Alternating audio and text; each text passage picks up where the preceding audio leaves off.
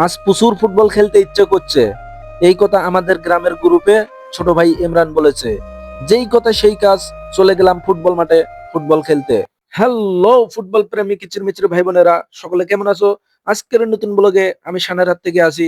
It's me Rana brother. তো যাই হোক, ভাই ব্রাদার এন্ড চাচা ভাতিজা সকলে একত্রিত হয়ে মাঠের উদ্দেশ্যে রওনা দিলাম। আজকের ভিডিওটি ফেসবুক এবং ইউটিউব যে যেখান থেকে দেখছেন, ফলো এবং সাবস্ক্রাইব দিয়ে অবশ্যই অবশ্যই পাশে থাকবেন ইনশাআল্লাহ। আমাদের ফুটবল খেলতে হলে ৭ সমুদ্র ১৩ নদীর ওপারের মাঠে খেলতে যেতে হবে, কারণ আমাদের গ্রামে খেলাধুলার জন্য কোনো মাঠ নাই।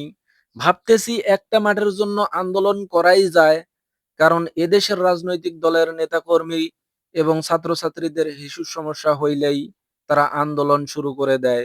সত্য কথা তিতা হলেও সত্য। আর এই তিতার মাঝে আপনাদের একটি অসাধারণ মিষ্টি জিনিস দেখাই, আপনারা দেখেন।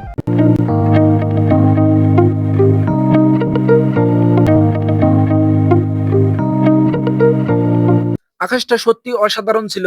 আপনাদের কার কেমন লেগেছে কমেন্টে অবশ্যই জানাবেন। বয়স বাড়ার সাথে সাথে জীবনের বাস্তবতা, দায়িত্ব আর প্রতিশ্রুতি অনেক বেড়ে যায়। তাতে আরো অনেকে বিয়ে করেছেন, সেই সাথে অর্থনৈতিক চাপ, এইসব সামলাতে গিয়ে নিজের শখ, আহ্লাদ, খেলাধুলা অনেক সময় পিছিয়ে পড়ে। খেলতে যাওয়ার সময় হয় না, মন চাইলেও শরীর সায় দেয় না। তবুও যদি সম্ভব হয়, খেলতে যাওয়া, আড্ডা দেওয়া এই সব জীবনে অত্যন্ত প্রয়োজন। আর আমরাও তাই করি। যাই হোক, খেলতে যেতে যেতে একটা জিনিস দেখে আমি অবাক হলাম, এবং তা দেখে আমি দুষ্টুমিতে মেতে উঠলাম। CAT ক্যাট ক্যাট মানে ভেকু।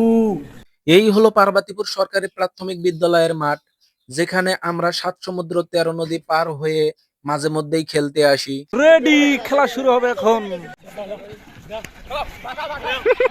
খেলা শুরু হয়ে গেছে, আপনারা দেখতেই পাচ্ছেন হাড্ডাহাড্ডি লড়াই।